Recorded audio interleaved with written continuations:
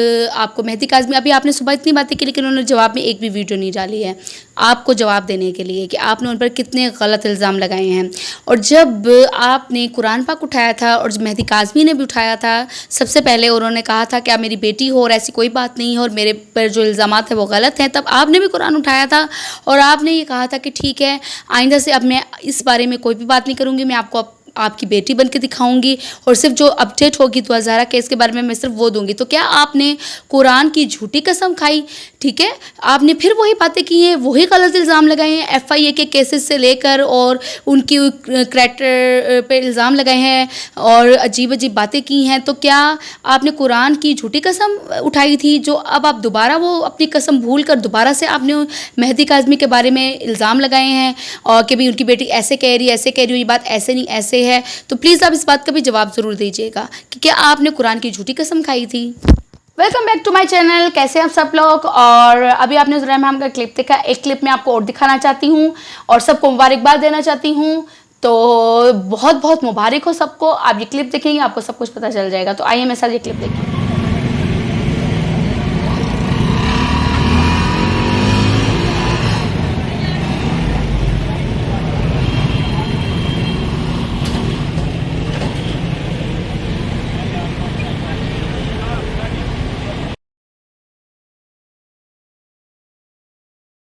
जी welcome back. तो मुबारक हो आप सब लोगों को कि दुआ कराची वापस आ रही है और वहाँ से चल पड़े हैं वो लोग और ये बहुत बड़ी डेवलपमेंट है। और उन यूट्यूबर्स के मुंह पर जन्नाटेदार थप्पड़ है जो ये कहते थे, जो मेहदी काज़मी के बारे में एक फजूल बकवास करते थे और उनको जो है अल्लाह ताला ने आज दिखाया है कि माँ बाप से बेटी को अलग नहीं किया जा सकता। जो रिश्ता जिसका होता है, अल्लाह ने जो रिश्ते बनाए हैं वो उन्हीं के ही होते हैं। तो आप ज़्यादा माँ बाप बनने की जो कोशिश आपने की थी वो आपकी बहुत अच्छे तरीके से नाकाम हुई है। अब मैं बात करना चाहूँगी ज़ुनैरा माहम की वीडियो के बारे में जो उन्होंने सुबह 6 बजे उठ के मुर्गियों के सामने बैठ कर बनाई है, जो उन्होंने वालिदैन के बारे में बातें की कि जी दुआ ने मुझे बताया वालिदैन के बारे में जिस तरह, और जो बातें उन्होंने की हैं वो आपको पता ही होंगी। मेरी तो ज़ुबान भी इजाज़त नहीं देती और ना ही मैं वो दोहराना चाहती हूँ। तो यकीनन सबको पता है कि आपने क्या बकवास सुबह उठकर की हैं।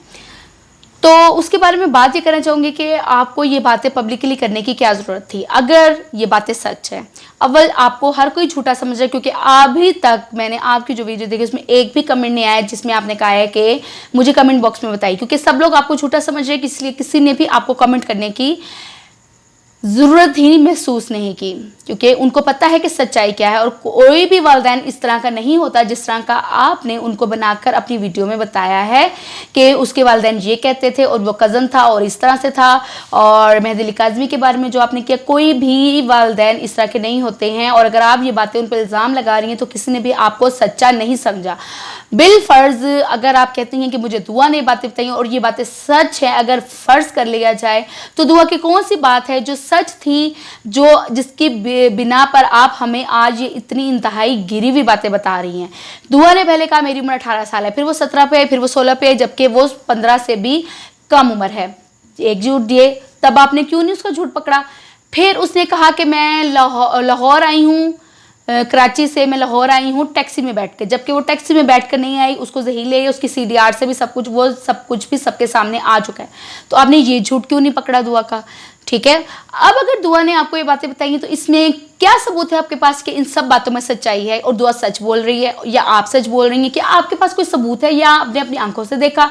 और अब अगर आप हमें हदीस बता रही हैं तो क्या अल्लाह ने ये हुक्म नहीं दिया कि पर्दा रखो? बिलफर्ज ये बातें सच है, अव्वल तो ये बातें झूठ है। अगर ये सच भी हैं तो आपको अगर पता चल भी गई, अव्वल तो ये बातें उसने झूठ बताई, ठीक है, क्योंकि उसने कोई भी बात अभी तक सही तरीके से नहीं बताई, हर चीज़ में झूठ ही है, ठीक है। और अगर सच भी है तो आपने पर्दा क्यों नहीं रखा? आप दूसरों को हदीसें सुना रही हैं तो सबसे पहले आप पर्दा रखती ना इन बातों का। दूसरी बात, जो लड़की पिज़्ज़ा खाने की आदी हो, बर्गर खाती हो, इतना लग्जरी उसका लाइफस्टाइल हो, घर में हम लोग हर रोज़ अपने बच्चों को पिज़्ज़ा बर्गर नहीं दिला सकते, हम अफोर्ड नहीं कर सकते। तो अब वैसे उसके वालिदैन बहुत बुरे थे। अब आप कह रही हैं कि उसके वालिदैन जो हैं वो एक ही कमरे में, जैसे कि आपने ये बकवास सुबह की कि एक ही कमरे में जो हैं वो उसको सुलाते थे, करते थे। तो फिर दुआ ज़हरा ये क्यों कहती रही कि जिस तरह की इज्जत मुझे मेरे वालिदैन देते हैं इस तरह की इज्जत ही ज़हीर को भी दी जाएगी? ये उसने क्यों कहे? फिर जाहिर है उसको इज्जत मिलती थी उस घर में, तो ही उसने ये कहा ना। तो अब आप कह रही हैं उठकर, जब आपको पता चल गया कि अब दुआ किसी भी वक्त लाहौर में नहीं रह सकती, हमारे हाथों में नहीं रहेगी, अब हम उसका जब भी चाहें इंटरव्यू नहीं कर सकते हैं।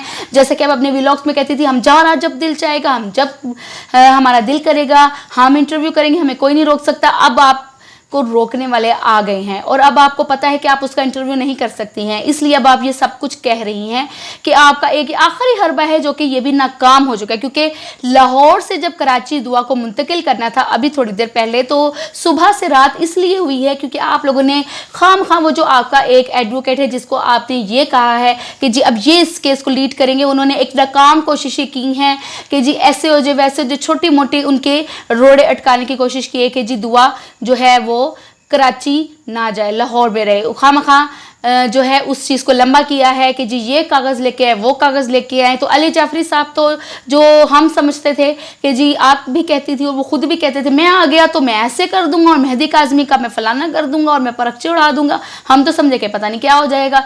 तो हुआ तो उनसे कोई कुछ भी नहीं, क्योंकि सब लोग बेवकूफ़ नहीं बन सकते आपके हाथों।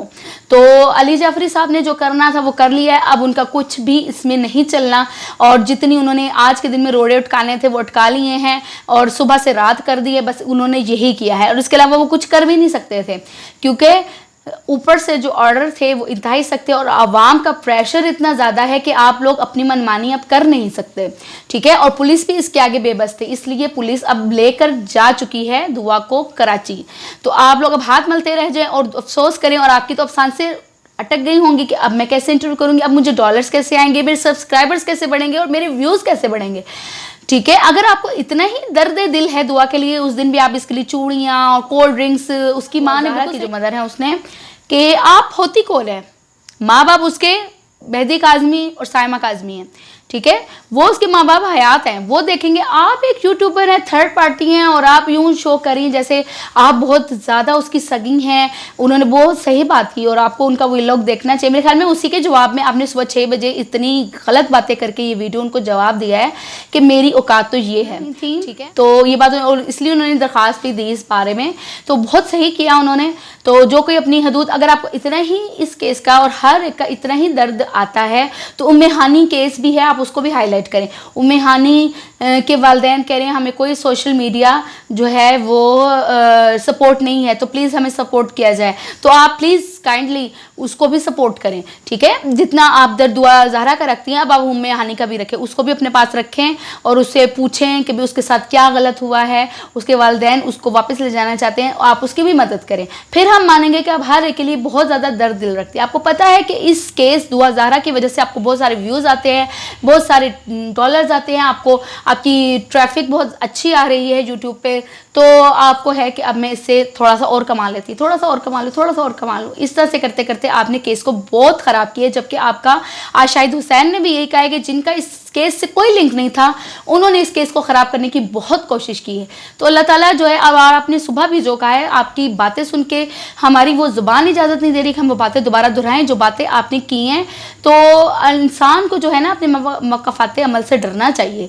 तो आगे आपकी भी औलाद होनी है, तो अल्लाह ताला आपको अपनी, आप इस तरह की, जिस तरह की आपको पता है कि अब आपने इस वीडियो और गलत बातें की, आपको व्यूज़ तो आ जाएंगी, लेकिन ऐसी कमाई का क्या फ़ायदा कि जो घर में बीमारी लाए या कोई खुशियाँ छीन ले, या पैसा तो हो लेकिन बाकी चीज़ें ना हो, सुकून ना हो, तो ऐसे पैसे का क्या फ़ायदा है।